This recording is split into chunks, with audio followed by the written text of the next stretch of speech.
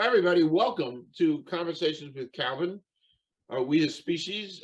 This is August 11th, and this is a little bit of a sizzle reel to introduce my very esteemed guest, Gloria Barnett, live from London. I guess it's London or thereabouts, from England. Gloria is one of the more preeminent oceanographers and environmentalists in the world, and we're going to talk for a long time about her work.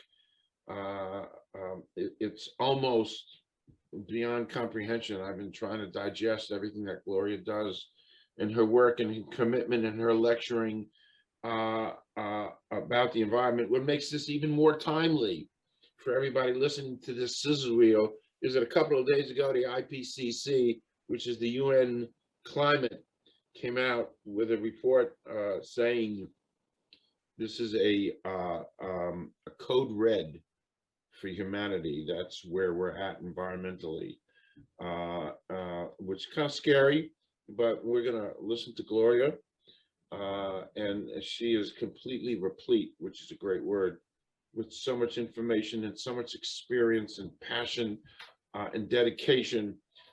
So listen up, everybody. That's the end of this sizzle reel, and now it's time. And I'm so grateful to Gloria for taking the time out of her afternoon. It's morning here in Jersey. It's afternoon there. So without further ado, Gloria Barnett, why don't you do a little bit of a quick bio of yourself, and then we'll kind of jump into some things. Okay, thank you, Calvin, and thank you very much for inviting me to join you today. Yes, it's a real pleasure to be with you. Okay, who am I? What am I? What do I do? I've been an educator all my life. I've been a teacher, science teacher, but I'm also an ocean adventurer. That's what I like to call it, because I've dived all over the world filming underwater creatures. It's part of my background of biology. I absolutely love dealing with animal biology, and diving was the only way I was going to find out about what lived under the oceans. But I also now do talks to audiences all over the world. I do science workshops in schools with very excited pupils, and I write books for both adults and children about the oceans. So that's me. Perfect. So I'm just putting on my little light here to shine some light. I'm an old-fashioned guy. I never want to curse the darkness. I want to shine a light. That's an old expression. I guess the best way, the first question that pops into my head, if you could talk about the vastness of oceans beyond my comprehension. I think that's a perfect way of saying it, Calvin, because I think that's what I try to get over to any audience that I'm talking about. I start off by saying, I'm sure you might know the number. 70% of the surface area of the world is covered with water. But it's very difficult to visualize how much that actually is. But, you know, just one part of our ocean, which we call the Pacific. I mean, the whole ocean around the world is called the world ocean by scientists. It's just, we call it, you know, the Pacific, the Atlantic, the Indian, simply to find where it is on the map of the world. But the Pacific is the largest of all the oceans we have, and it's 32% of the Earth's surface. And, you know, if you've got 70% covered by water, that means you've got 30% land. And that makes the Pacific bigger than all the land pushed together. And it's quite difficult to get people to understand that until you start thinking about it a bit more. So what I usually do is I say, look, the deepest point is only 11 kilometers down. Then everyone goes, well, hang on a minute, 11 kilometers is nothing. You know, I can get in my car and just be up the road in 5 minutes, you know. And I say, well, okay, let's put it into some sort of perspective. What's the biggest, tallest thing on Earth? And of course, it's Everest, the mountain Everest. Well, you've got to visualize this, okay? If I was to go to the Himalayas and with my big sharp knife and get hold of Everest mountain and cut it off at the bottom, right, stick it on my shoulder, take it back to the Mariana Trench in the Pacific and dump it into the deepest part of the ocean, that mountain, Everest, the tallest thing on earth, wouldn't actually even reach the surface because it's only 8 kilometers up. So if you're thinking about the depth, it's not so much how much is 11 kilometers, it's also how awful it is to be able to try and explore it. You know, I go scuba diving, I can go in and I can dive to 30 to 40 meters. That's what I'm allowed to do. But do you know, deep ocean is really demanding to visit because there's a lack of oxygen, a very high pressure that will kill you because it will collapse your lungs, lack of light and so on. It's just a really very, very hard place to explore. It's so hard to picture doing all this diving, and when I do my promos, I'm going to have pictures of you diving. I don't know anything about diving. Is it dangerous? The kind of diving you do? It can be, yes, if you're not sensible. I mean, you have to, I always tell anyone who says, oh, I want to go diving. I say, well, go and learn to dive properly. Go to a diving school, get your certificates, get all your practice, learn how to use the equipment. That equipment you're taking down with you, you know, the breathing apparatus, the tank on your back, the jacket you blow up and down with air to give you buoyancy up and down. All of those things need practice. You can't really just walk in the ocean and expect to be able to do it all. But what I always say to people is go and get properly qualified so that you know what you're doing because your life depends on it. But also remember that underwater, all the creatures that are there, it's not a zoo. You know, the animals you see underwater are not in cages. This is a wild environment where any creature can sneak up behind you without you realizing. And I mean, I've often been told by people who've been in the same diving group as me, and we've gone down and I've got my camera and I've firmly fixed looking through the lens of my camera. And when we get further up, you know, back up onto the dive boat, people say to me, well, Gloria, did you see that big turtle come up behind you? And no, I was looking at what I was filming, you know. And of course, the people who don't know me very well will try and trick me and say, oh, did you see that shark? Thinking that I will get scared. But in fact, no, I'm not scared of sharks. I've dived with them regularly. Just my only thing about that is pick the right sharks, okay? You know, I'm laughing. I'm not laughing. I'm a very silly guy, and I am what I am, and at this stage, I'm not about to change. But anyway, back in 1975, 76, and this is a funny story, quick. I went to see this new movie that came out called Jaws. Oh. So I went to see that, and I swear to you, Gloria, that I have not, since I saw that movie, I have not been in the ocean. I don't even put my foot in the ocean since 1975, period. Yeah, I can understand that because you see, the chap who wrote that book, and it was, sorry, I'm writing his name down in front of me because I have this habit of forgetting things. I have a terrible habit of forgetting things very quickly. Peter Benchley, right?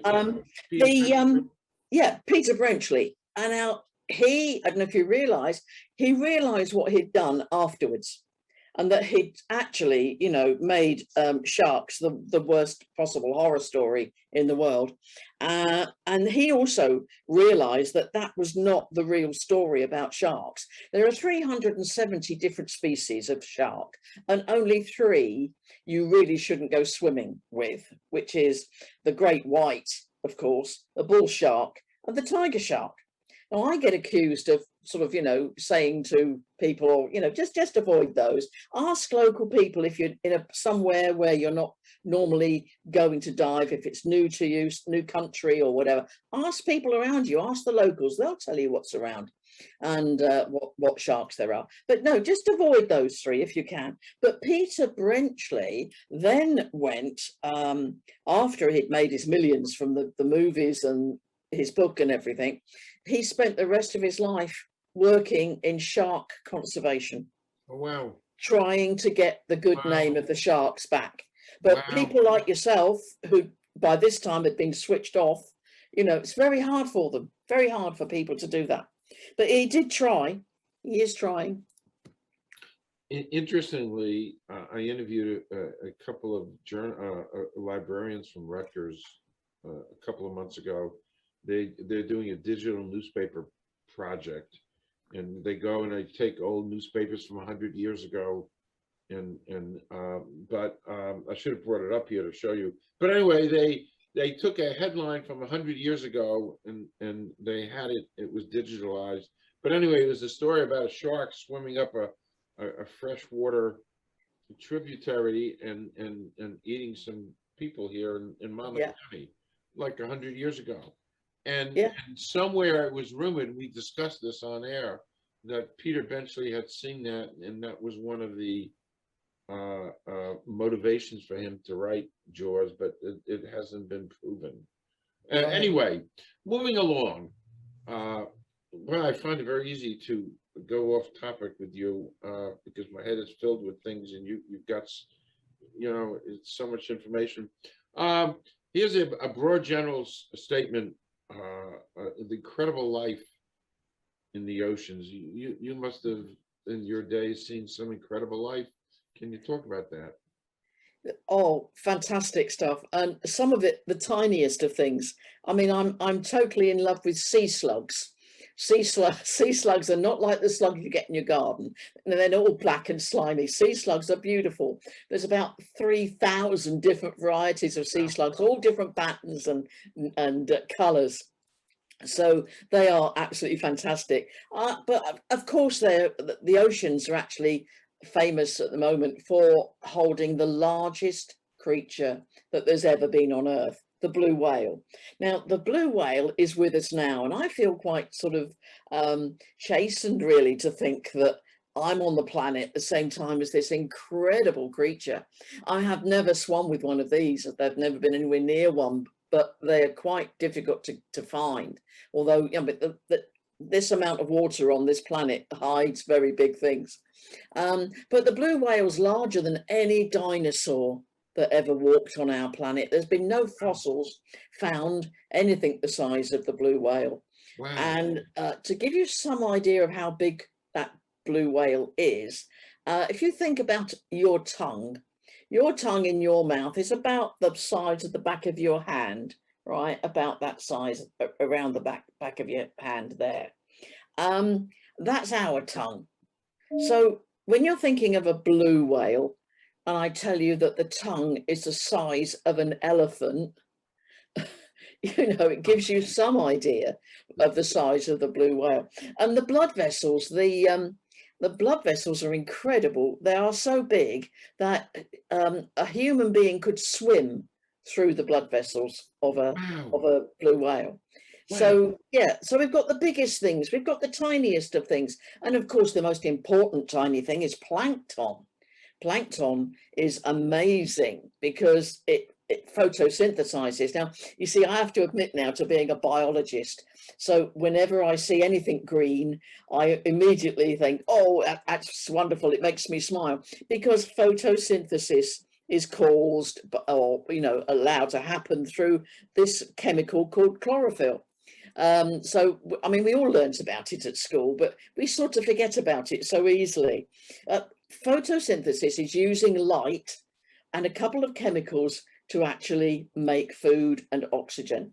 So it's carbon dioxide, a little tiny bit, water, lots of it in the ocean, sunlight, and the green chemical chlorophyll, which in this instance in the ocean, it's inside the plankton. Now, the plankton releases oxygen, excuse me, releases oxygen into the atmosphere, and it releases glucose, which starts all the food chains.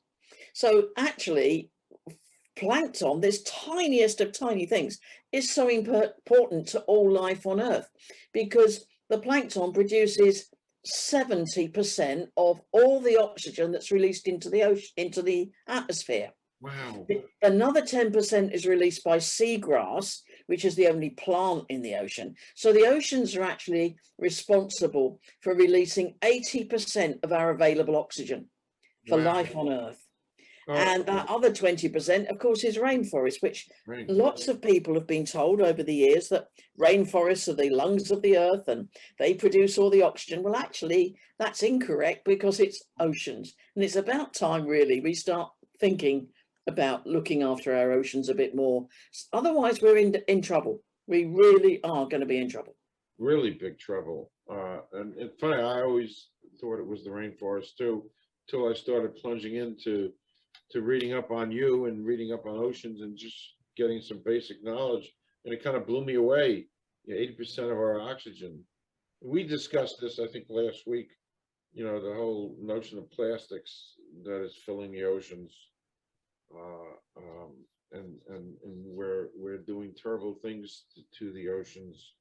And it's giving us 80% of our oxygen. It's beyond. Here's a statement. I don't even quite understand the statement, but is it true that animals in the ocean are actually involved in chemical warfare? Yes. Is that, Yes. explain that. Well, if we go back to evolution, we all know that life started in the ocean. Hopefully, hopefully everybody who listens to this is with me on evolution. It does happen, and it's not one of these mad things. Evolution has been proved. There is no doubt that it's part of life. Life started in the oceans. How, we don't know. Whether it came in from something coming in from space, or something that was just in the primordial soup that actually just went ping, and all of a sudden we've got life. But what's happened is that all the life on the planet has come from that original life form. And we've all developed from that, which is why we all use oxygen, and why it's so important to every life form on the planet. But for millions of years, everything in the ocean has been ahead of us, because humans didn't actually arrive on it. I mean, if you talk about things in the ocean, we're talking about millions of years, 500 million years, when we first had corals and jellyfish. Humans have only been on the planet for about 44,000, not million, thousand years. And I take that from the point at which the Neanderthals died out, okay, and what's called modern man occurred on Earth. So, what's happened is those creatures in the ocean have had millions of years to develop the way they live. And they are always in a situation of survival. There is one fish that eats another fish. There's another creature that eats another creature. Everything eats everything else in the ocean. And if you want to survive, then you need to find ways of doing it. So what's happened is things like coral, which most people also don't know is an animal, but it's an animal, it's not a plant. Coral, when it actually forms and actually finds a little space on an old bit of coral top for it to clone and grow bigger and bigger and bigger, it actually uses chemical warfare to spread a chemical across the reef that will stop other different corals landing on there. So this is why you get big clumps of coral in one place and not another. And then you've got a different coral in a different place, because they've spread different chemicals out. So when you're diving, I mean, when I was diving with a camera, I used to, have my camera like that in front of me on two handles either side. And of course, in the water, I mean, I don't think people understand when you're actually filming underwater, that you're being blown around by the water, the current in the water. I mean, I always explain to people, we all know about wind in the trees blowing around on land. We have to imagine that's happening as well underwater, but this time it's the currents, which is sort of formed by heat and salt and stuff like that, all reacting with each other. But the currents are moving you around. So I often used to hold the camera with one hand and then have a little finger out just to hold onto the piece of coral to stop me moving too much, right? And when that's happening, you actually touch it with your fingers and you end up with a rash all over your hands because you're touching the chemicals. Wow. So yeah, chemical warfare. Wow. I mean, some of the snails, they've got like a hypodermic needle coming out, which they attack something with, squirt something in, and then retract again and just sit and wait. And then the creature they've done that to is dead and they eat it. So we've got I mean, if I was to write a book about the chemical warfare, I think actually it just give me an idea. I think I need to write another book. It's mind-boggling because nobody has any clue, which, Yeah, any clue whatsoever, what evolution has done down beneath.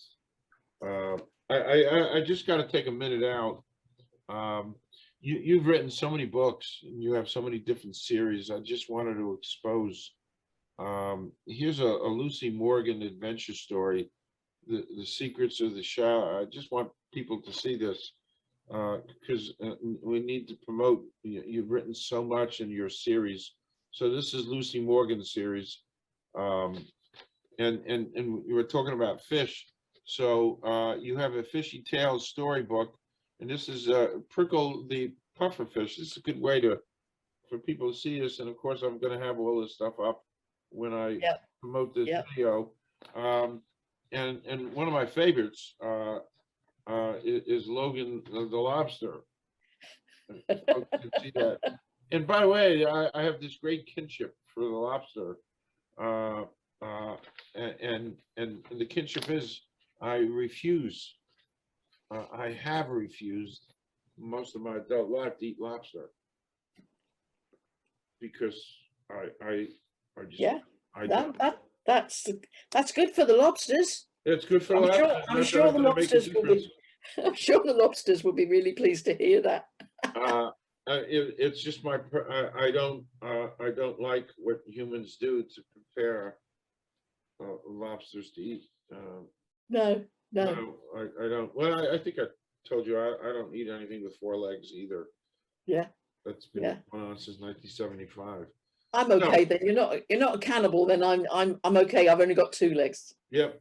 I'm okay there, but you know, you got to do what you got to do. But it's funny about the lobster. But these are wonderful things you've written, and we'll have all that information up for folks to see.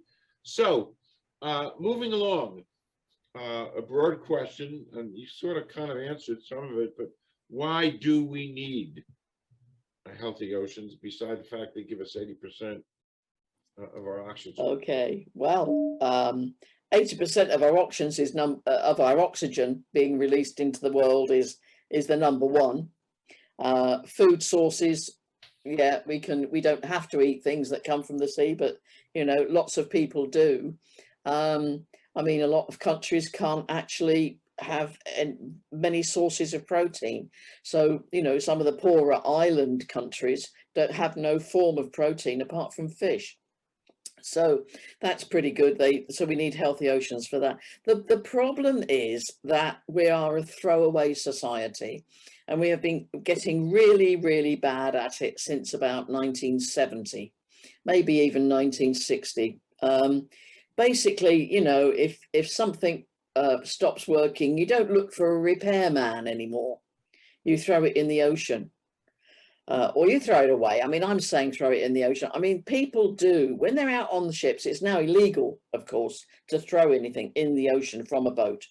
But people in the past have done it a lot, and there are people that still do it. And when they throw something in the ocean, what happens? It disappears. So everyone thinks, oh, it's gone, nothing to do with me anymore, it's gone.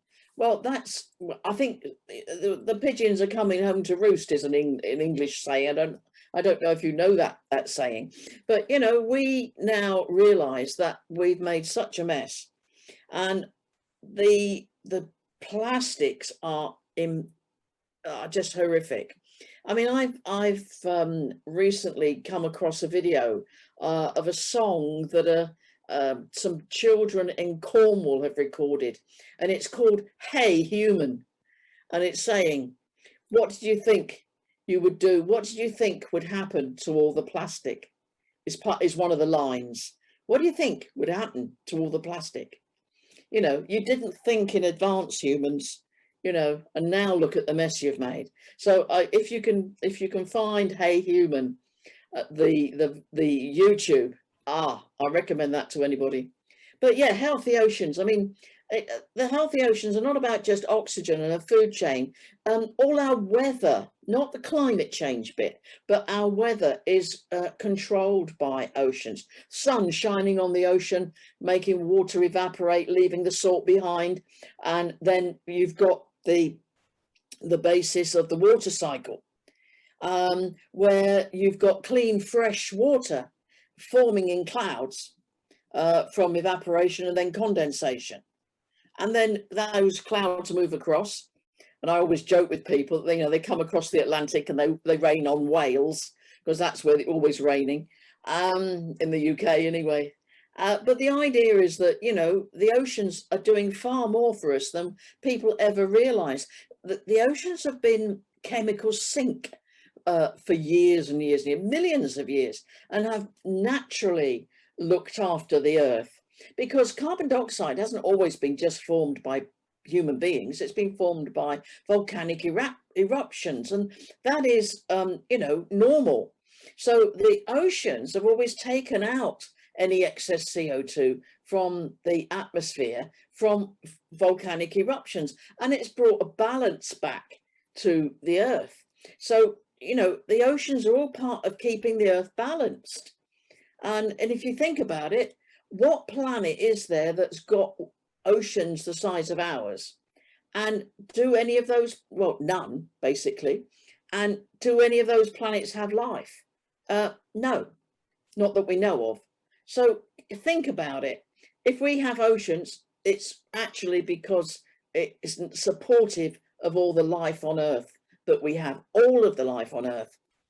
If we stopped the plankton producing oxygen into the atmosphere and the oxygen levels reduce and reduce and reduce, then we are going to be, you know, pretty sad, because it won't just be humans. It'll be giraffes, it'll be lions, it'll be ants, it'll be insects, it'll be birds, everything on Earth that uses oxygen. And that is everything, all creatures on Earth, apart from little tiny bacteria, which lives at the bottom of the ocean. So in other words, all life on Earth. And it's us as human beings that have done something really wrong. And we've got to start reversing it. I mentioned this to you a little off topic, but I mentioned this to you. By the way, I listen to all this and I get petrified. I get petrified, but I had mentioned this to you the other day when we chatted. There's a huge area in the Gulf of Mexico called the Dead Zone. Yep.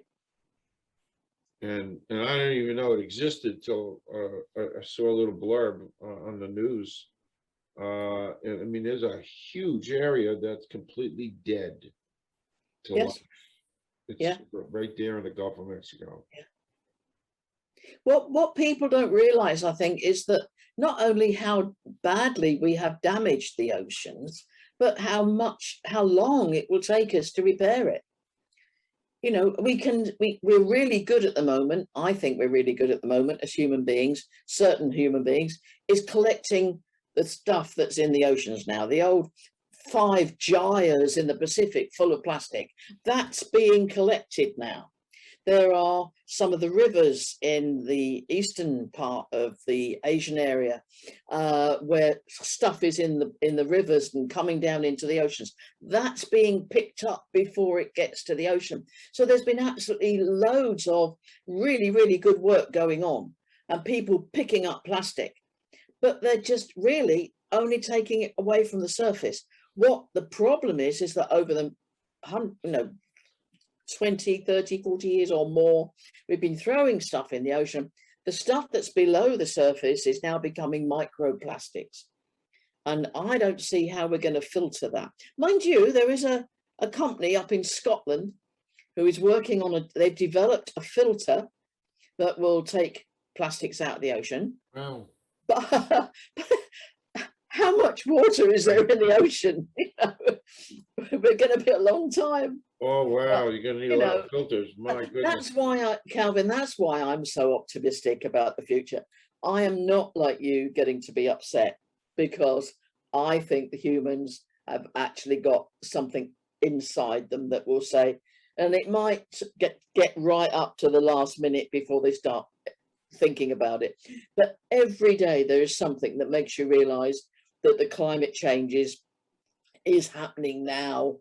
It's not something someone else has to worry about in the future. We all have to do our own thing and try and do something now, because it's happening now and we can see it. Of course we can see it. I think actually what we're going through now, it almost reminds me of the movie Ghostbusters, when they called all these happenings biblical.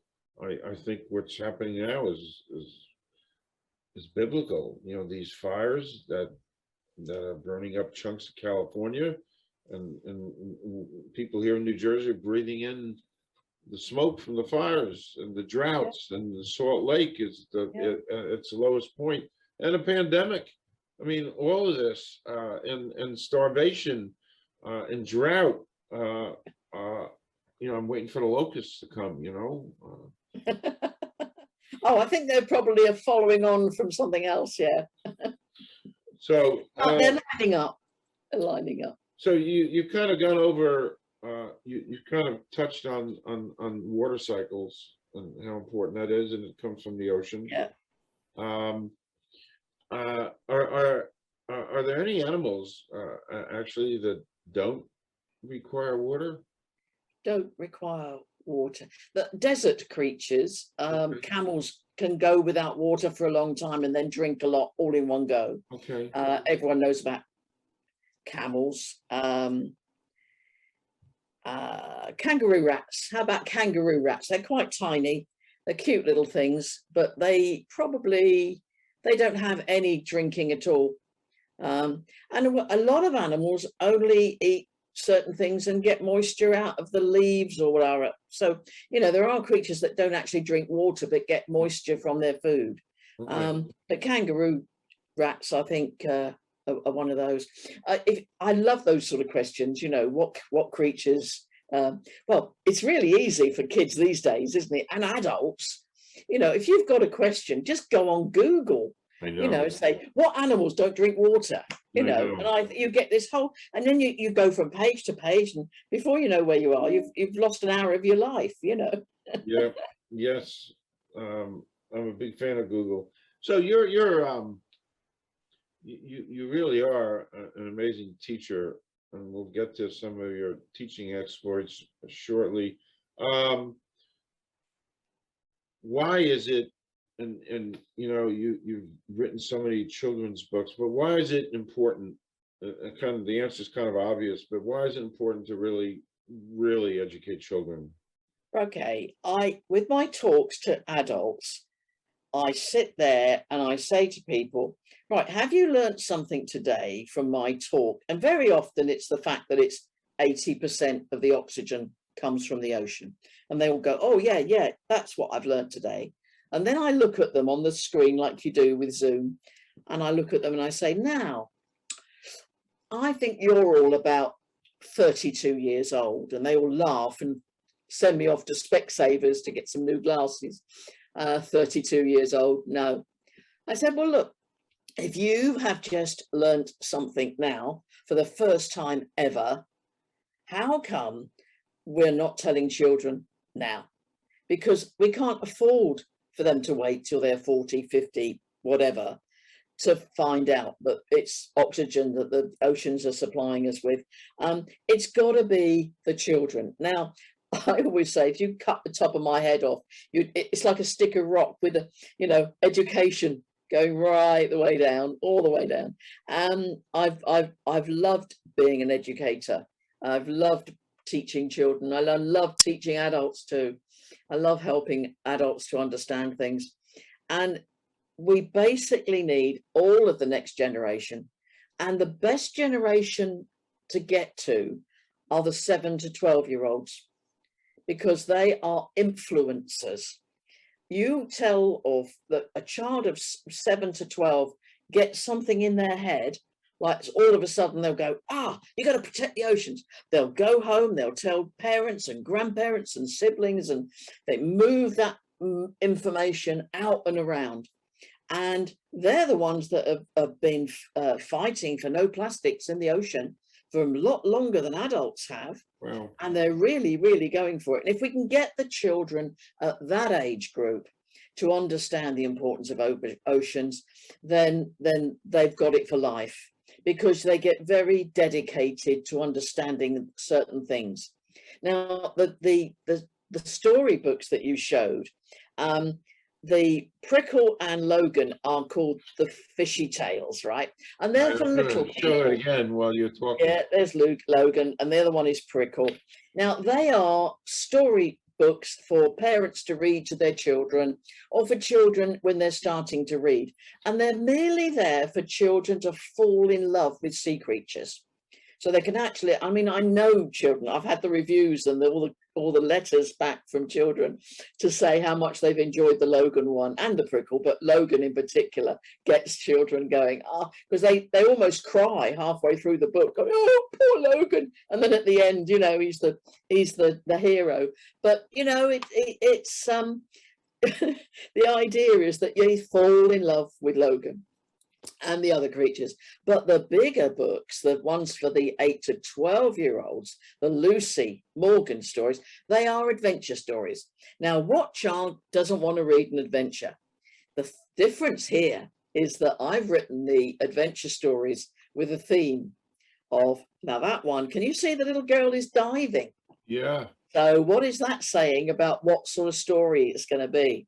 Correct. And this little girl has travelled out from London in book 1. The Eye of the Turtle is book 1. And she's travelled out from England and gone to live in the Caribbean, and then learnt to dive, and then found out about the animals, which she then promises to help save. So there's a little bit in there, not a lot. I mean, it's not a science book as such, but it's an adventure built on the facts that we've got around us, like there is plastic in the ocean. So that sort of thing. So, and at the back of the books, I mean, I've got the books here as well as you to hold them up, but if you go to the very back of the book there, you'll see that every one of the animals that she has come across, can you see? There's 4 pictures on just that page. I think there are quite a few pages of those. And it's telling them all about the different creatures, that are in the oceans that they have just read about. And the kids are loving that. They're coming back to me saying, this is great. So, it's an adventure, but with a message. So I think it's the message that all the children need, to be honest. You're right. You're absolutely right. Just a little quick off topic. I have forewarned you. I just want to ask one off topic question. It's my favorite question to ask off topic. So here's the scenario, Gloria. Excluding family or friends, somebody living or dead you'd like to spend the day with. Ever so easy. Ever so easy. Because I've done the same thing. I use the same sort of phrase. I say to other people, who would you like to come to dinner? Same thing.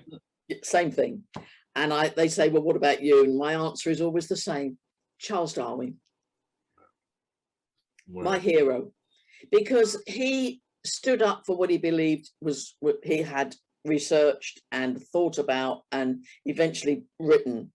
And everyone around him was saying, look, Charles, if you don't get it printed and get it out there, there's somebody else that's thinking the same way, and you're not going to get the, you know, the... So anyway, he did actually write the book and got it out there. But of course, in those days, he was in the Victorian age, where his wife was, I think she was the daughter of a church minister. And everybody was saying, oh, Charles Darwin, you're rubbish. You're saying we're monkeys, and, you know, we've all got... And they totally didn't understand. And they probably didn't understand on purpose because they didn't want to hear it. But no, it's not, evolution is not like that. We haven't all come from monkeys. We've just got an ancestor way, way back that, you know, other things have developed from. But we don't develop directly from monkeys. And, you know, I suppose Charles Darwin was sort of saying there is no God because it's evolution. We weren't planted, you know, when we came on Earth, you know, it wasn't all ready for us. We didn't arrive with God having given us all these animals, etc. So Charles Darwin had a really hard time, which I think is what I admire about him. I think he's tremendous. And there's another one, is probably, I doubt if you've heard of her, but it's a woman called Ellen MacArthur. Now, I've done an awful lot of sailing in my life. Okay, we're sailing boats, sailing races, cruising around mainly Europe in boats, in our own boat, and I know what it's like to be on a big yacht. Okay, it's hard work, but Ellen MacArthur is someone who went round the world with just her as crew on an extremely big boat, and she went round the world. And she had all sorts of things happen whereby she was having to climb the mast and nobody else was there to help her. You know, unbelievable stories of how she's got round. She's about the same size as me, which isn't tall at all. And I suppose I sort of looked at her when she was doing all this thinking, wow, not only is she brave, she's you know, she's tremendous at doing this. She no longer sail, well, she probably does sail, but she no longer goes into competitions. But I think she's now into conservation. Last time I heard, she was doing conservation with albatross. So, which are, of course, when she went round the Southern Ocean all by herself with a boat doing that all over the place, she knew about albatross because they would have been with her. Wow. But no, two people. I'm afraid Charles Darwin is dead, so he's a bit more difficult to talk to. But Ellen MacArthur, and I've actually met Ellen MacArthur, so I've sort of half done it, haven't I? I've met her. Okay, you have the nomenclature of being called, and that's actually in the title of this video. You are called the Weird Fish Lady. So how did that come about, and what does that mean? Right, okay. I do talk about a lot of really weird creatures because people don't understand half the stuff that's in the ocean. So, and I do, because I can get big audiences, I do go on cruise liners, but only special ones that I am convinced are doing the right thing about the ocean and the way they're looking after the ocean, etc. I won't mention the name, but they're one of the biggest companies in the UK. Now, when I was doing a talk once, I realized that in my first talk, at the end of the talk, because you're always being rushed to get off the stage because the next speaker is coming along.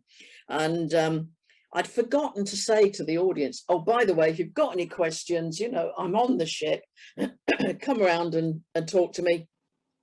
And I'll answer questions, you know, anywhere sort of thing, you know, just stop me and talk to me. So anyway, that afternoon, I got into a lift, sorry, Americans, an elevator. I got into an elevator and this lady was in there and she went, oh, you're that You're that weird fish lady, aren't you? And it sort of stuck, you know, because I liked it. And when I was looking, because if you're going to get on and get people to listen to you, you've got to find something that's different, I think, about who you are, so that people go, oh, really? And that's what the phrase weird fish lady does. And I can tell you that the children, when I'm going into schools and doing my talks to schools, they absolutely love it. And I think I've even got here, oh, it's a thank you card for some children that Wow. I was in a school with the other day. Don't know if I can get this to show up. There we are. No, it's not going to show up, but down the bottom there, it says, to the weird fish lady, and they've spelt weird wrong. To the weird fish lady, thank you for the lesson, from Evie. And she's drawn some turtles and things like that. And they're supposed to be me in a dive suit. But it's the children absolutely love it. When they call me that, it's being polite. They're acknowledging the fact that I know about weird fish. But they also like it, you know, because it's I suppose it makes them laugh. Wow. But it's better than just being called Mrs. Barnett, isn't it? Yeah. So you do extensive lecturing on cruises, and I was a huge fan. I can see myself having gone. We did a lot of cruising before, but environmentally speaking, you're environmentally speaking, you know, cruising, is it carbon inefficient or efficient, or is it better than it's been? Yeah, it's as basic as there are good companies who look after the environment very well indeed, and there are bad companies who are just out to make money out of people and, you know, don't look after you. So I choose very carefully. If anyone wants to write to me and say, which cruise liner do you use, I'll tell them, but I won't do it on here. I don't think it's fair in a way. But the reason I use cruise liners, and the particular ones that I do, is because you've got a big audience. I mean, during the lockdown, I have done over 100 different talks all around the UK, down to South Africa, Australia, New Zealand, and Norway. I've been doing these talks for 45 minutes, just a quick talk, boom, boom, boom. The sort of thing I'm saying to you today, really, about the importance of oceans and weird fish and joke here or there, you know, all this sort of stuff. But when I get on cruise liners, I've got 600 people. If I'm on the cruise liner that goes from New York to Southampton, like a ferry, okay, I'm not going to say anymore, but you know, there is one very big ship that I get on, and I'm welcomed on board every time by the people who work with them. So I get on board that ship, and I've got them to myself for 7 days. These people are not getting off because they're very good. They're not flying, okay. So if I go in on that ship, it's got a small theatre for speakers. Now you can get 600 in there, and I'm quite happy with 600. If I go on some of the other ships with that cruise line, they don't have that little theatre, and I then go onto the stage, the main theatre stage, so you can get up to 1,000 people. I have actually a couple of times filled it, which is quite amazing to get 1,000 people. But that was because I was coming back from Canada to Southampton. It poured with rain every single day, so nobody was sitting out in the sun anywhere around the ship.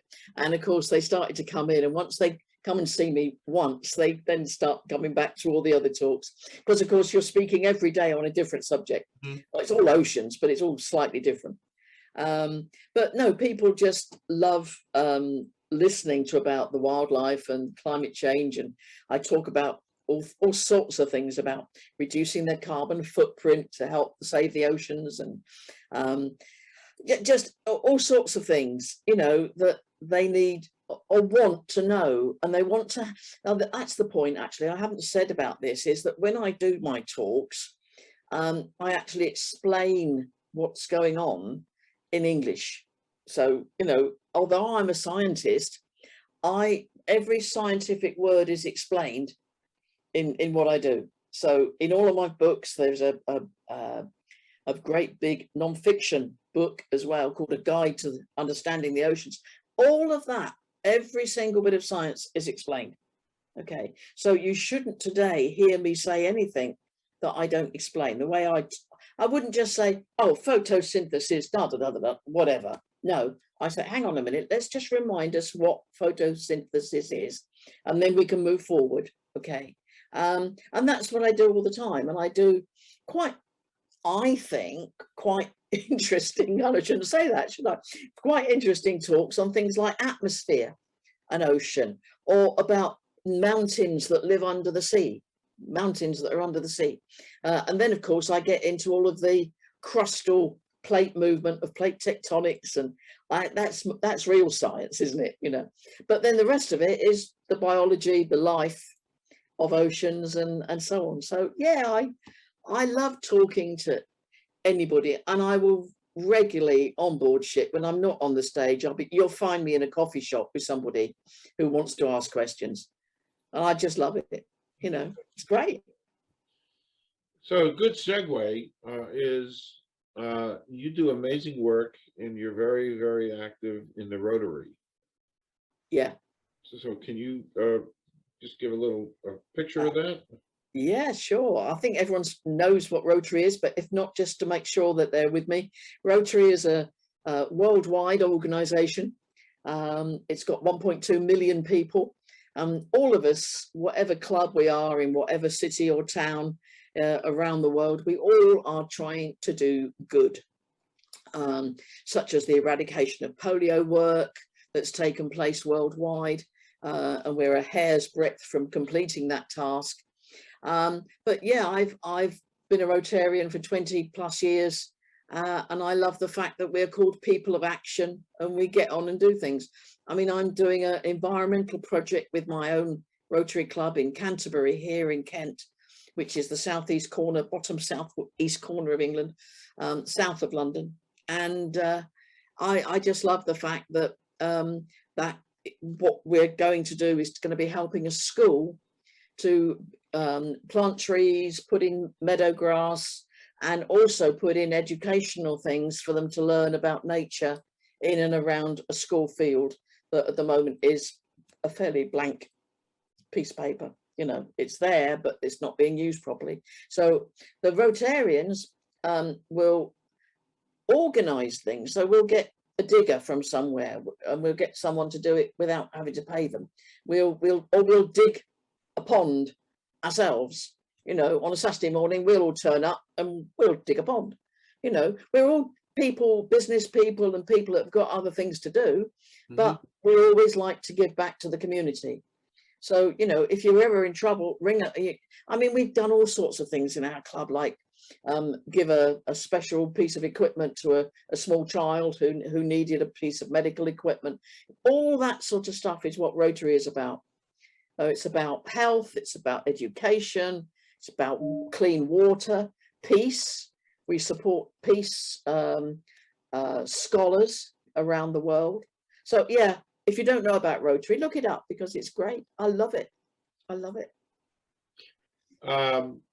We covered. I want to make sure we covered all your writings. The Lucy Morgan. I didn't show this one. The Hidden Cave. Oh, that's book 3. Yeah. Yep. So people will be able to find all the information on your books on the website, which is all along there. And you're I think I heard you say, I'm not putting you on the spot, but I mean, you are certainly so capable of doing Zooms here in America to teach and spread the word. So I'm planting that seed for folks out there who are watching this, that you are accessible. I am accessible. I did a couple of American ones during the lockdowns that we had in the UK, because I was Zooming all over the world on my broomstick. I used to say, I'm just going to oil my broomstick and I'll be with you at past whatever. Yeah, I mean, I get around. The only thing I would say is that my diary now is getting to be absolutely crazy because the cruise ships are coming out of retirement for a Hibernation, while, yeah. and I'm getting booked up beyond belief. So you can contact me, and I will willingly come and talk to anybody. But it's a matter of making sure I've got some space in my diary. Finally, to wind down, we could go on indefinitely, because you are absolutely enchanting in your knowledge. I'm just trying to absorb the depth, the breadth, your commitment in all this. In a parting statement, I'm not putting you on the spot or anything, but what do we have to do? What do we have to do? Is that an unending question? What do we have to do? Actually, really soon. Yeah, it is a question I'm getting asked a lot because I'm doing the environmental blog for Kent Rotary Clubs. I'm being asked now to talk not just about being a weird fish lady talks, but how does my Rotary Club do something? And I'm being, dragged into the environmental stuff hands-on an awful lot at the moment, which I'm not complaining about. I think it's absolutely brilliant. But what I do is I'm saying to everyone, start with yourself. Try if you can to stop using fossil fuels. Sometimes you can't do it completely because the government hasn't done something to allow you to have a replacement gas system for your boiler or something. But try everything you can to stop using fossil fuels, which of course is creating CO2. Work out your own carbon emission footprint. I mean, when I go on a cruise ship, I then come back, if I have had to fly one way or other, if I am flying to New York, then coming back on a ship to Southampton, I look at the mileage that plane has taken me across to New York. And every few months, I work it out and I buy trees, which I get planted in schools. The reason for that is that the children, it's getting hotter and they need some shade as the summertime is getting hotter. So the more trees that I can buy, the better to be put in those sort of places. So start with yourself. And then once you've got yourself doing as much as you can, I mean, I've got my house with solar panels and everything I can possibly do with not using energy, etc. So just start with yourself, but then move on and move outwards. So it's fine if you've got a Rotary Club because you can start your club, or if you haven't got a Rotary Club, just start it in your town. Start a community-based understanding of what you all need to do. So your community, change your lifestyles. People have said, oh gosh, we all want to get back to normal after the COVID pandemic. And I'm saying the opposite. We don't want to go backwards. The normal that we had in 2019 is no longer. And the normal we're going to have in the future is so exciting. It is so exciting because we can do certain things which enables us to get it right.